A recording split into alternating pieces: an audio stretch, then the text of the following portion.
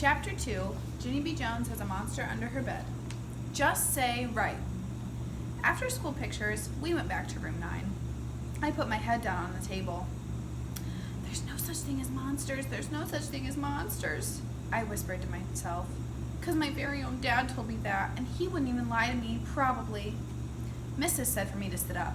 She passed out work for us to do. It was called printing our letters, only I didn't actually feel like doing that. I tapped on my bestest friend named Lucille. Guess what, Lucille? There's no such thing as monsters. There's really not, and so a monster doesn't even live under my bed, probably. Right, Lucille? Right? Shh, I'm doing my letters, she said. Yes, Lucille, I know you're doing your letters, only I just wanted to tell you about the monster because he's not even real, right? Lucille didn't say right. How come you're not saying right, Lucille? Just say right, okay? Just say monsters aren't real, and I won't even bother you anymore. All of a sudden, Lucille did a mad breath. Now look what you made me do, Junie B. You made me ruin my big G. I told you not to bother me. She quick grabbed her paper and ran to Mrs. to fix it. I tapped my fingers on the table. Then I turned around and looked behind me. I smiled at a boy named Crybaby William. Guess what, William? There's no such thing as monsters, and so a monster doesn't even live under my bed, probably. Right? William, right? William moved his seat away from me. I followed him in my chair. I'm right, don't you think, William? A monster really doesn't live under my bed, does he?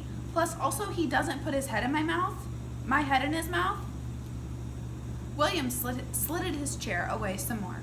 I scooted after him.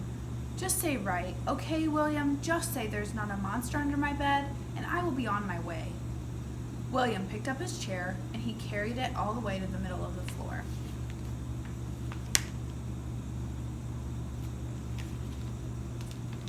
That's how come I had to carry my chair to the middle of the floor, too. I sat down and smiled very sweet. Right, William? I'm right, aren't I? I said.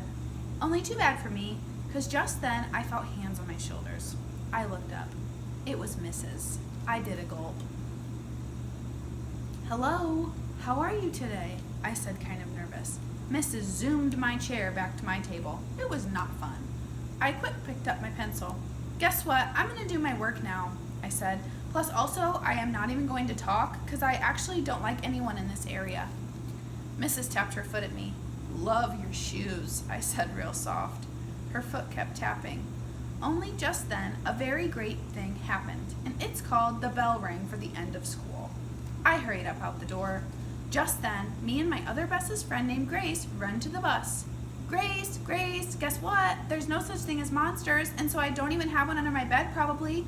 Right, Grace? Right? That Grace didn't say right. That's how come I grabbed her by her shoulders and I jiggled and jiggled her, because I was fed up with these people, that's why. How come you won't say right, Grace?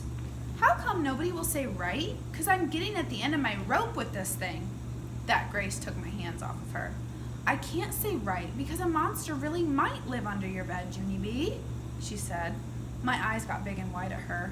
No, Grace, no, do not say that. Do not say a monster might live under my bed, because that cannot even be true, or else I would have spotted that guy by now. No, you wouldn't, she said. My big sister said that monsters can turn themselves invisible when you look at them, and so that's how come nobody ever sees them. That Grace looked serious at me.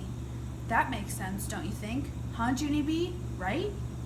Just then, my throat got dry and my stomach got the shakies. I looked out the window very upset, and I didn't say right.